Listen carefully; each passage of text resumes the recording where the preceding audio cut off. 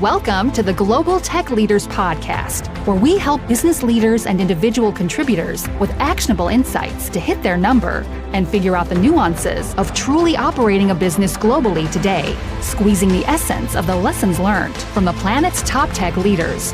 This is your guide to joining the fast track to global market scaling.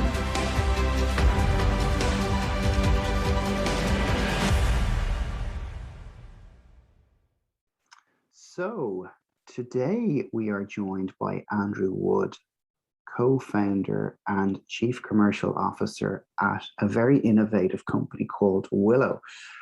Here at Single Focus Talent, we have just partnered with Willo to explore the possibilities that self-led video-based interviewing can bring to the table for our own candidates and clients. Very innovative technology that is helping us as an organization scale in the tech space in a very succinct fashion. So I was keen, having explored this with him originally, to have him on the show and tell us all about what they're doing, etc. So welcome to today's show, Andrew. Hi, Ross. Thanks for having me. Good to be here.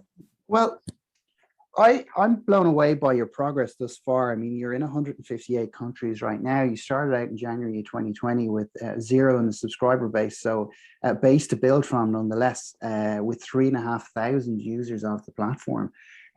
So before we get into all of that, maybe just tell us a little bit about you and Euan Cameron, your co-founder, and kind of what brought you to do this and to create software that shifts the dynamic of candidate interviews, if you could share.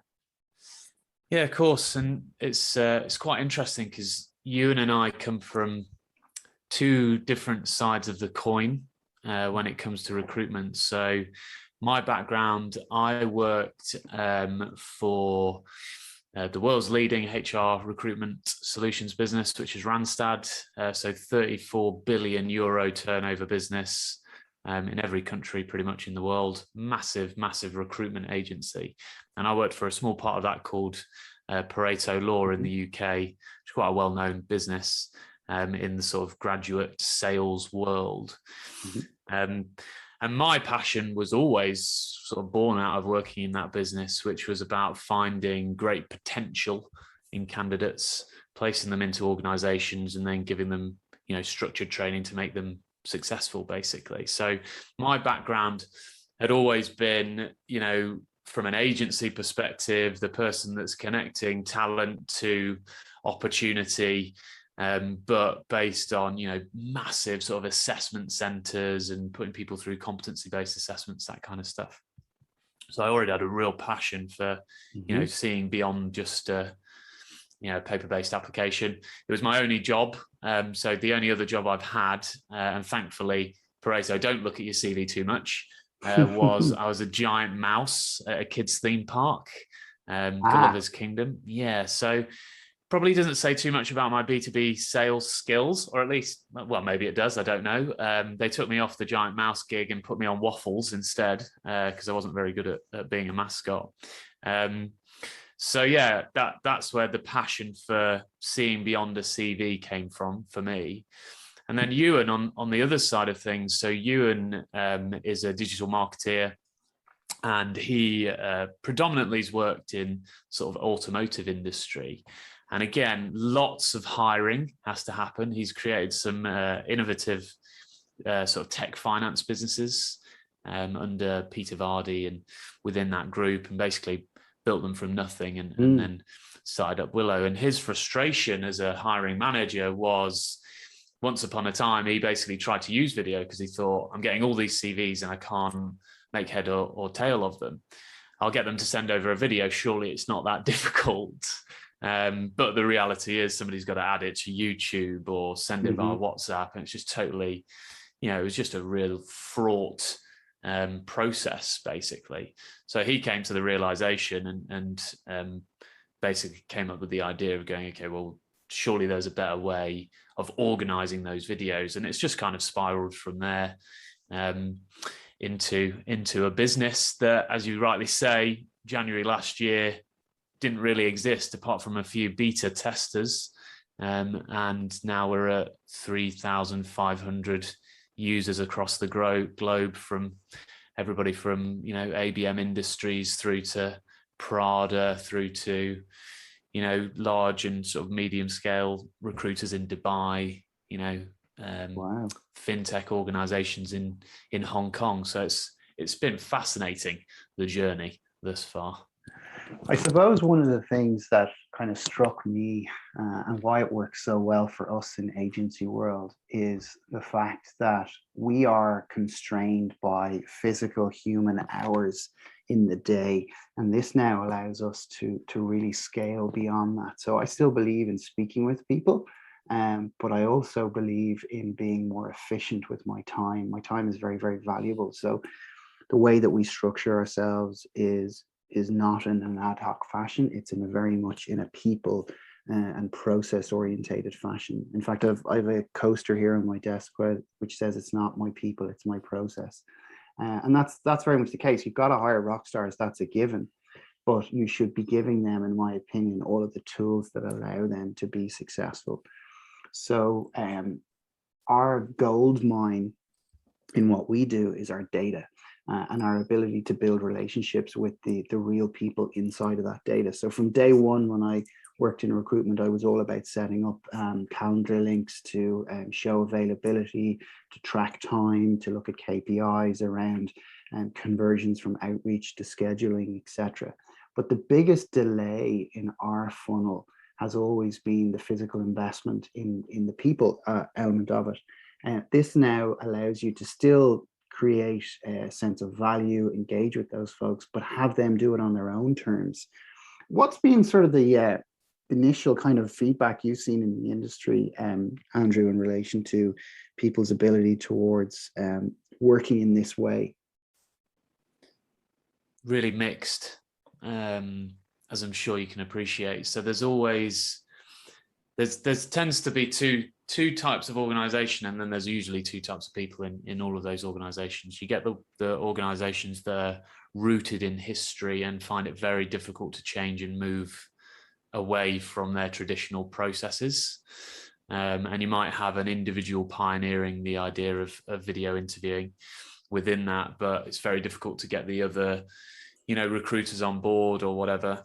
And then the other type of organization, which is one like yours, which is, how do I maximize the potential of my people through having an amazing process plus, you know, technology. And actually, you know, I'm a big fan of Lean Startup, and he always talks about, yes, in his book, you know, if somebody fails in your organization, you should really find what mechanism it was in your company that allowed them to fail. Not why did they fail as a person, but what process did I not have in place to support them? What people are really seeing with our platform is just an opportunity to streamline what has been the most frustrating part of a recruiter's life, which is getting hold of candidates and then showcasing them to clients. So, you know, if you think about the fact that most people, most good people you speak to are in a role at the moment. So they don't have the time to speak to you until after hours, which means every recruiter has to work till 8 p.m. just in order to do their telephone interviews, or somebody has to run out of the office, pretend they're ill, you know, all of the sort of inherent issues that you have that cause people to not give a best account of themselves. Whereas what recruiters are seeing with Willo is the ability for somebody to completely flexibly, you know, even if they're in a different time zone, you know, it's a completely different country, different role, whatever. They can do it in the comfort of their own home in their own time, whilst recruiters can get on with potentially doing more BD, finding more roles, you know, just living a more balanced life, for example. And those that are embracing that change and understanding that video isn't replacing them, it is absolutely just a supplement to the process of submitting a candidate, you know, and a proposal that adds real transparency to the truth of the candidate. This is another thing that I've always hated, especially in graduate recruitment. You'd have 3 amazing candidates and you know, maybe one of them had 6 months experience, 2 of them didn't. But the 2 that didn't have experience they were actually the better candidates because they were like more hungry, better communication skills, etc., etc. And even though you're saying to the client, oh, we've put them through an assessment center, we've done 6 hours of assessment, we're professionals, we understand.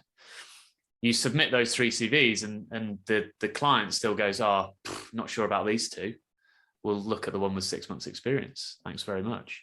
Whereas now, if you submit the CV alongside the videos of these really credible individuals, sure, you're much more likely to extend your shortlists, basically. Yeah, that makes complete sense. And you can find more roles for them as well because you've better data on them as well. I suppose if we just wind back to the premise, and different clients have different onerous obligations on us as an agency to screen folks, or what we present to them be details more or less. What's nice about Willo is you can turn on and off different questions that you have within the profile of the interview you do with the candidate. So let's just wind back and walk through the scenario. And this is what it means to me. And you're going to tell me that I'm using only a snip of the potential of the platform, but so be it. We can go into that now in a moment. So what I was traditionally doing is I was doing outreach to folks that we knew and didn't know in our database and further afield. And then I was generating interest. So I'm a big believer in digital marketing and a hook and speaking to the right trigger points of people, knowing what you know about these people. I'm not a recruiter by training. I'm actually a reformed sales guy and sales leader. So I understand that what these guys are looking for and what our opportunity looks like. So that outreach piece is key. The next thing is to set up a call, to have an initial screen and understand their motivations and have a little discussion around the opportunity that's being presented and why this is a great opportunity. And tech is booming right now. There's actually been an uptick in VC funding across the tech sector. There's been no slowdown whatsoever. So it's a very, very liquid market at the moment. So getting the attention was important, but then you've got to either do this, you've got to either schedule that initial call for a longer period of time, or position a second call. Now, I'm a bigger fan of a second call. And the reason is that a lot of people, and I see this done a lot, and I'm happy to give away our kind of secret sauce. When I had an outreach from a recruiter, in fact, yesterday, for a VP of sales role, which was wildly unqualified, but they tell you everything in the initial discussion, right? So the initial outreach, rather, should I say, it's like that's to be saved for the discussion, right? So it's spill your beans, tell you everything about the company, the role, the profile, the salary, all that kind of stuff, where they're headed. And I'm like, no, that's not the goal of outreach. The goal of outreach is to get permission to earn the right to have a conversation or a quick chat for a period of time, usually less than 30 minutes at the very most. And then it's to go into a deep dive. The challenge you have then is you've got to schedule that other deep dive question. So, you could do a profile, here's a Word document, old school, go complete it. You don't really get a feel for somebody because there's no real emotion in that. So what drew me to Willo, and my teammate Lisa told me all about it, was the fact that you can now format that in a way that allows you to get the best of both worlds. So you can position up to 20 questions, which are in written format, and then they can record their video responses to that in a number of takes that you predetermine. Ahead of that, you can do an introduction, you can recap on the company, the opportunity, you can give resources around credible third-party validation on the organization, etc. But they can do it in their own time. They can do it out of hours, as you mentioned the use case around having to pretend you're sick to go on a job interview, all that kind of stuff. And then what's really cool, because we were doing this in Zoom and then transcribing with Otter later and tidying it all up, is you can integrate with those platforms to be able to transcribe it and then also share the video. So the client gets to see the emotive responses from those actual interview questions that are being answered in a video format. So what have I gotten wrong there, Andrew, in that process? And how is that being perceived? Because we're loving it, quite frankly. I don't think you've got anything wrong. Maybe I should be contacting you about a VP of sales job over here. But we'll get to that later, Ross. Yeah, couldn't afford I don't want to give away too right? many details right now. I think it's really interesting, and the beauty of like the transcription and all of that is people want to digest and assess candidates in different ways, actually.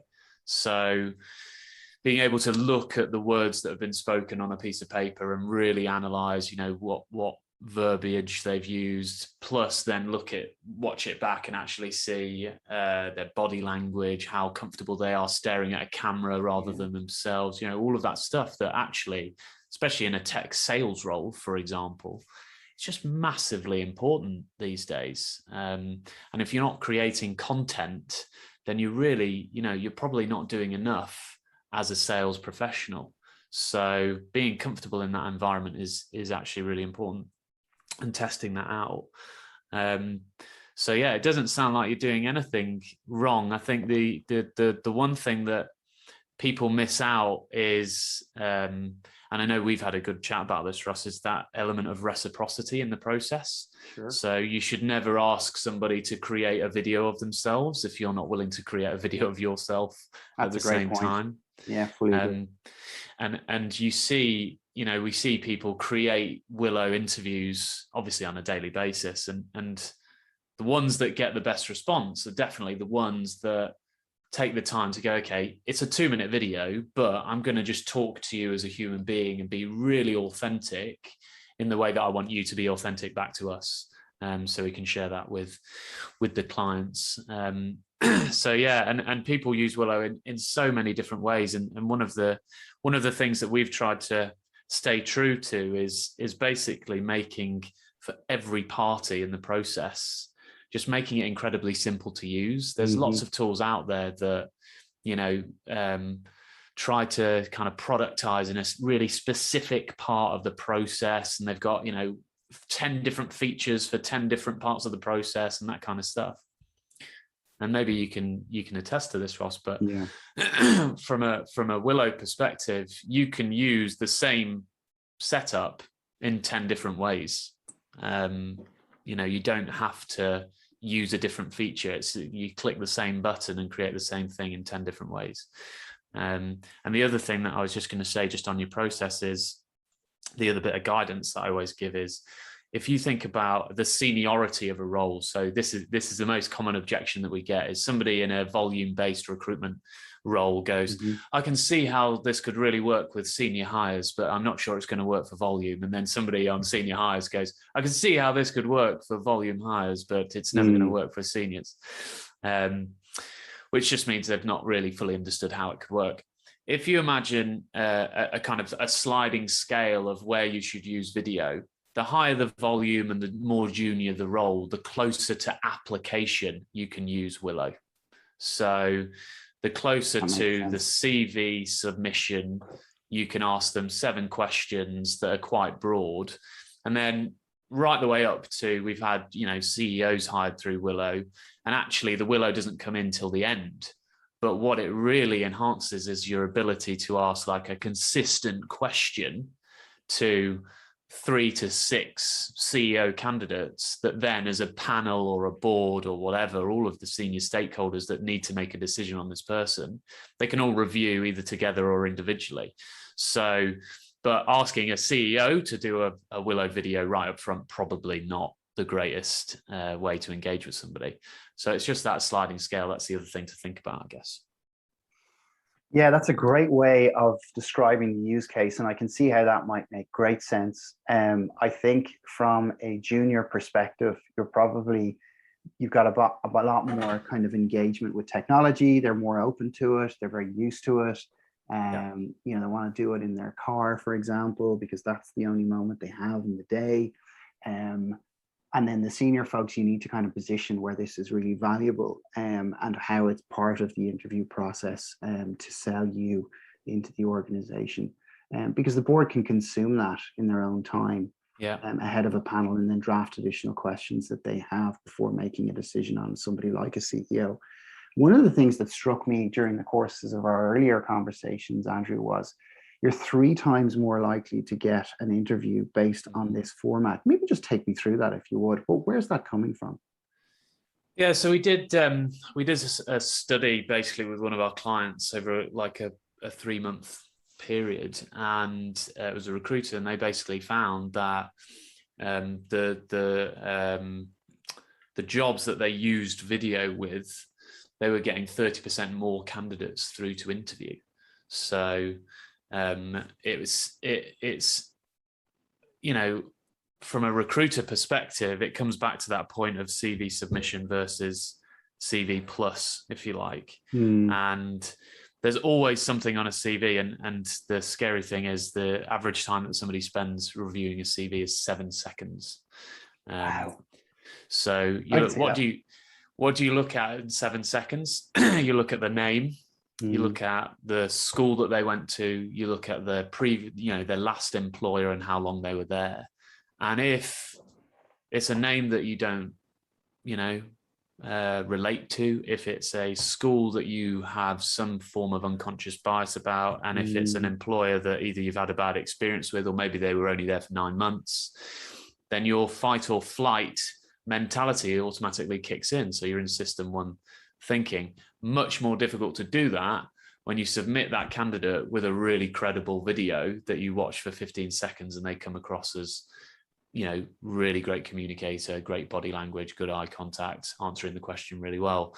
So it's just that extra supplement, I believe, that helps people get through. And we did another project where they were placing candidates into the NHS, and usually this process takes like 6 months or whatever, and it took them 2 months to get 29 placements in, and they used one resourcer that they were using. Wow. So there's a hell of an ROI based on the fact that they only used one user with Willo. And the reason was twofold. So firstly, the shortlist to placement ratio of the previous projects that they'd done was 5-1, and then it went to 2-1 whilst using Willo. So they've seen half as many people to get the placements because the quality's been higher. And the other reason was, again, it was like a third of the people that got placed, they would have failed at the paper-based application. So if it was purely based on paper, those people would have never got an interview in the first place, which I find astonishing, the fact that those people have ended up actually employed by the NHS. So it's that extra supplement and layer of human potential on top of experience and an education, basically. That makes complete sense. You're forcing people to give it more time and attention because it deserves it. And not only that, you can prove it. And here's the evidence physically available to them, albeit in digital format. Fantastic. Talk to us a bit about some of your integration points. So, I mean, obviously everybody uses ATSs or CRMs or some hybrid in between. There are various different outreach tools, etc. But I'm particularly interested in kind of middle and end of the funnel as well. Because that's a key part of the software stack today, is like, how do you API into other tools? How does it share data, and kind of what does that look like? So for you, what have been some of the value points in the conversations you're having across the industry with other vendors in the space? Yeah.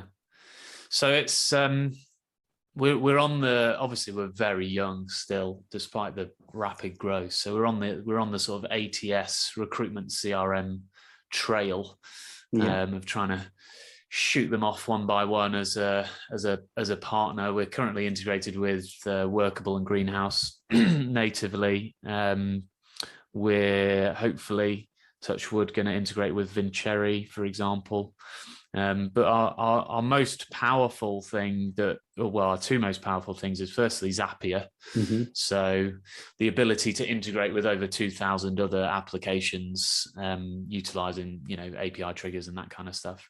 And the stuff people do with that in Willo is fantastic. Everything from candidate testimonials getting put through certain bits of software to kind of add banners and all sorts of stuff. Creating your own ATS using Google Sheets so that you can save money. There's lots of different things. And typically we're working with, recruiters that are maximum sort of 30 people or less, really. Okay. So we're not going after the big boys. and integrating with massive CRM ATS systems.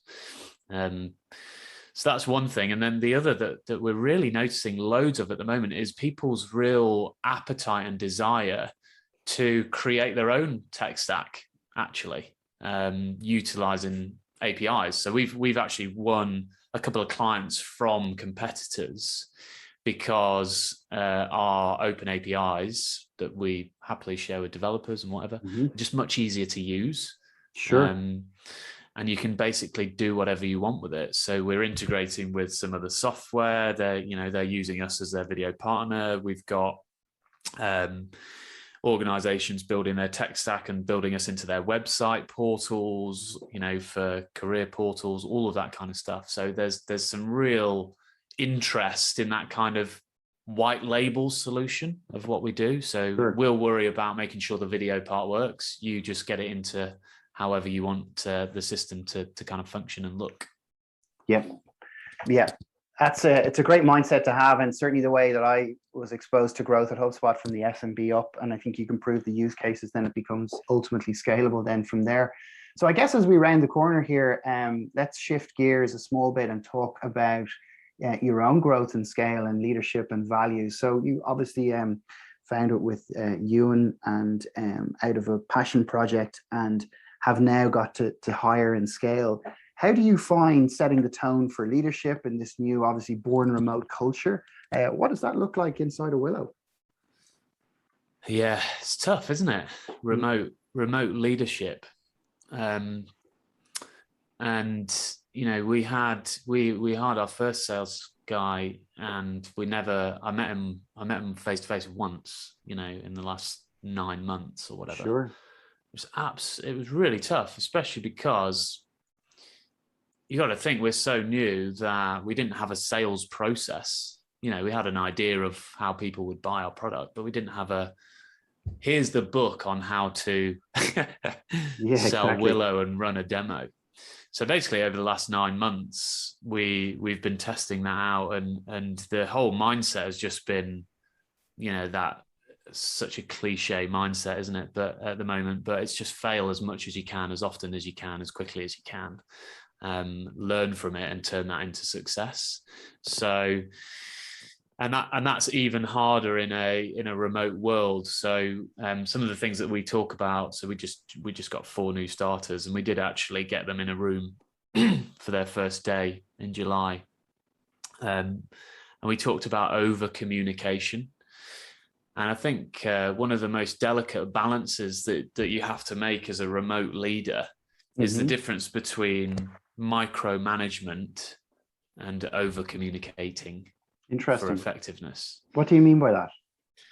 So what I mean by that is, like, Euan and I will actually communicate to the team every single day what we're doing. So we'll be like, we've got these things in our diary. This is what we're planning to do. We're working on X, Y, Z. And then we ask them to do the same. And the difference there is, if I was a micromanager, I'd go on the call and I'd go, right, what's your plan today?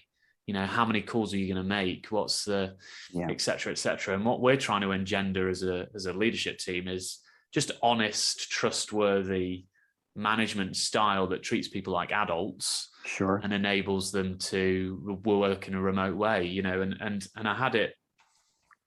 One of the new starters said to me, so I'm just a bit worried because once upon a time I was on my work laptop, and I ordered something on Amazon, and my IT department called me out on it.